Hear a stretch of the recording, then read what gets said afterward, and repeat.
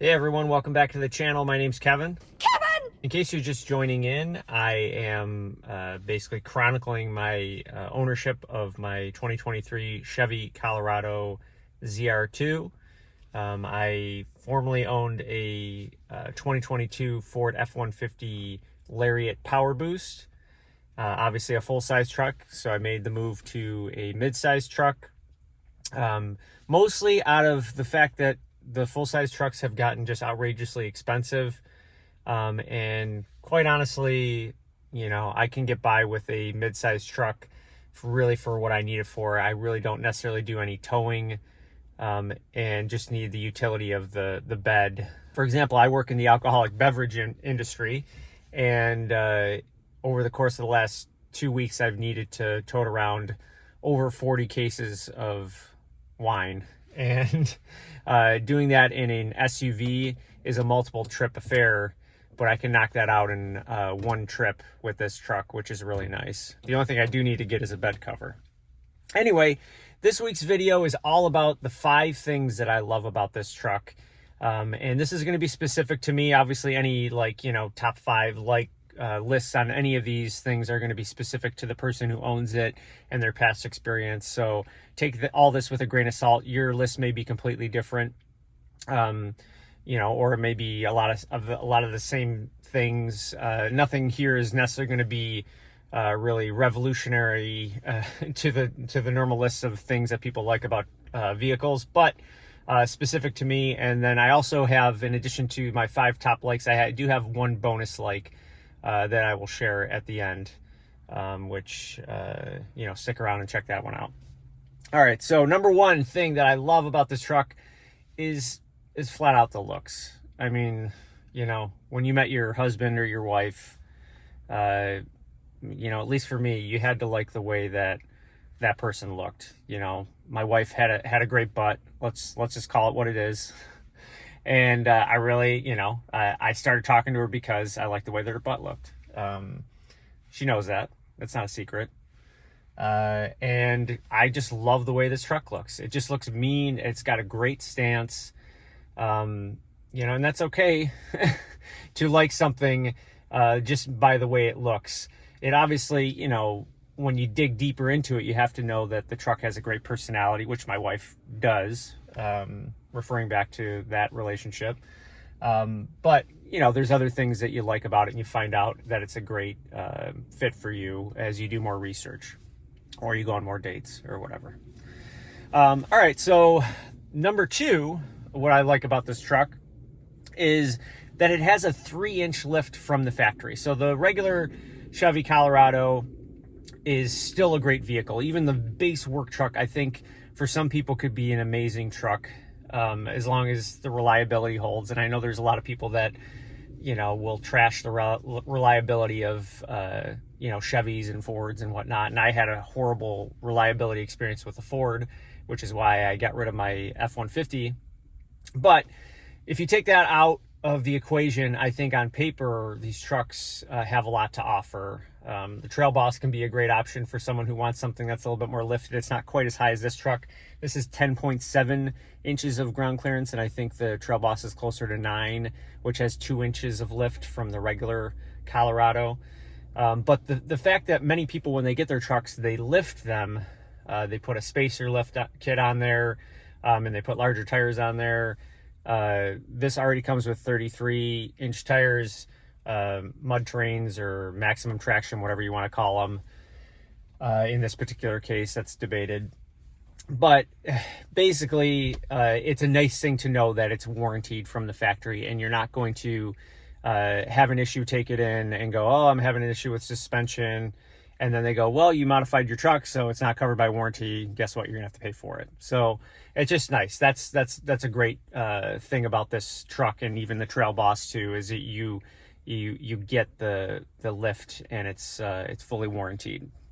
All right, number 3, the screens in this truck are great. In the fact that you get the big 11-inch screen, infotainment screen in all of the trims, and then in some of the trims you get the smaller driver display in the instrument cluster it's a little bit smaller, and on the ZR2 and I think on the Z71 you might be able to option the full screen there. I think that's great. I love a good digital cluster for the driver. I think it just makes the vehicle look a lot more modern.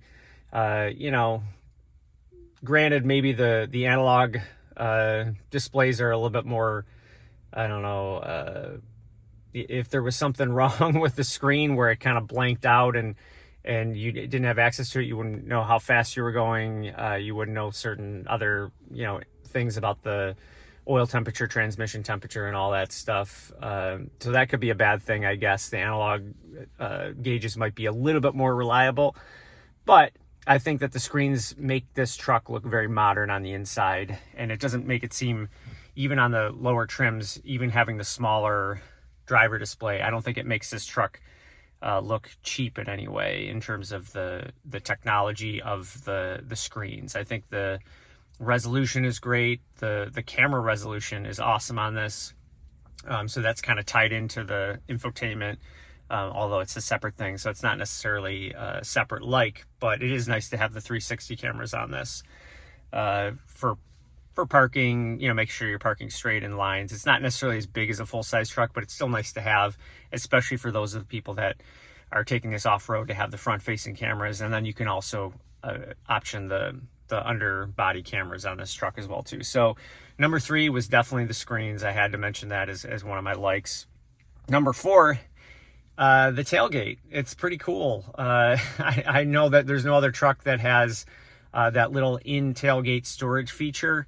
You know, many people say even despite the little grommet around it, it's not fully waterproof, which is okay. I'm not going to keep anything of value in there, but I think that it's a really cool, innovative way to add a little extra storage to this truck. And right now I don't have anything in it, but I don't have a bed cover either. I still need to get one, but I'm saving up for that. And it's nice to have that area that is not something inside the cabin here that I could put things into that is still secure even without a bed cover on it. Because once you close the tailgate and lock the truck, that part is secured. They'd have to really pry into your tailgate to pop it open and then get into there.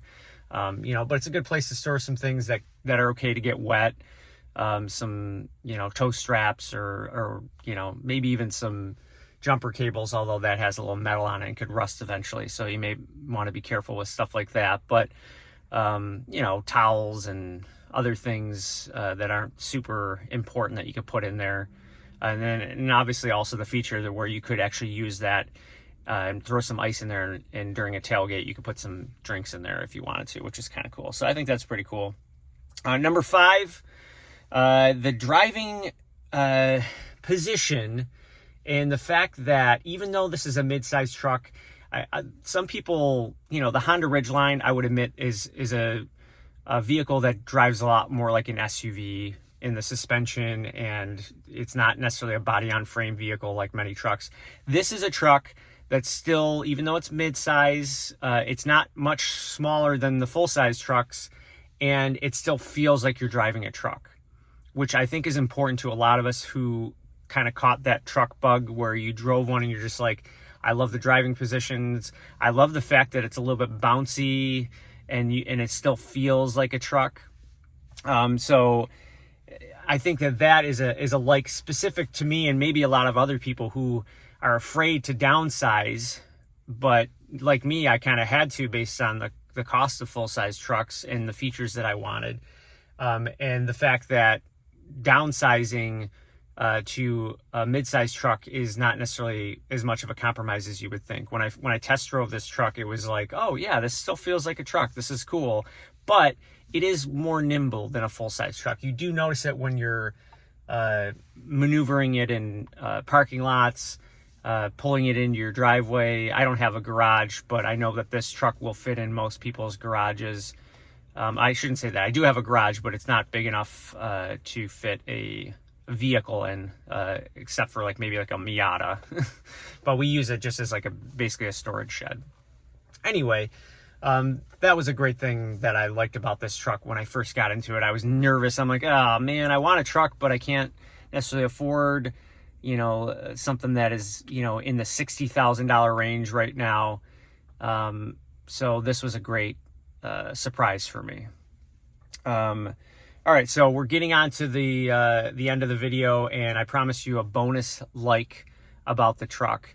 And that bonus like is essentially the fact that the Colorados come, I think most of them, except for maybe on the work truck, you might not get this option and you'd have to option it in, but it's the 2-speed transfer case, the auto 4-wheel drive. I mentioned this in one of my previous videos on this truck, is the fact that I think it makes it a lot more usable as a daily driving vehicle.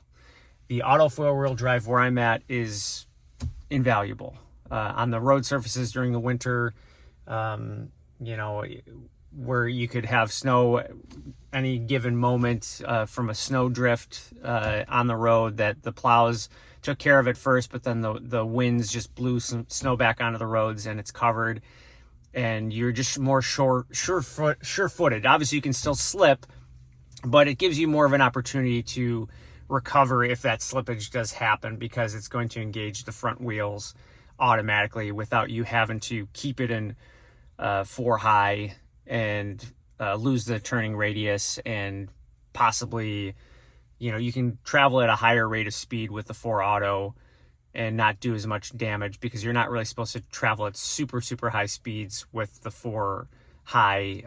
I believe it can do some sort of damage to the 4-wheel drive system if you're doing that on the regular basis. So I could be wrong. Tell me in the comments. I'm really not and I'm not an expert on any of this stuff. This is just, I'm a consumer like a lot of people are, and I don't do this for a living. I just do this as a little side hobby.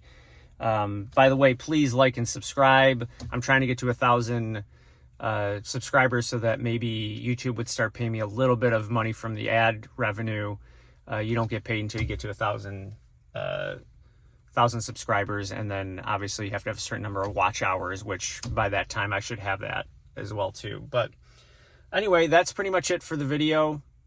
Thanks everyone for watching, and if there's anything else you want to see a video on, I know someone else mentioned to do kind of like a beginner off-road video, which I don't know that I'll do that anytime soon, because I'm a little bit afraid. I don't have any friends that have vehicles like this that could go into that area, and I don't want to necessarily go out by myself for the first time on a trail and get stuck and have to pay a huge amount of money to have someone tow me out, even though this vehicle is supposedly pretty capable. I just don't want to put myself in a situation where I'm in the middle of someplace I don't know where the hell I am and have to try and get a tow out of there, which I'm sure could be way more expensive than your standard issue towing on the street.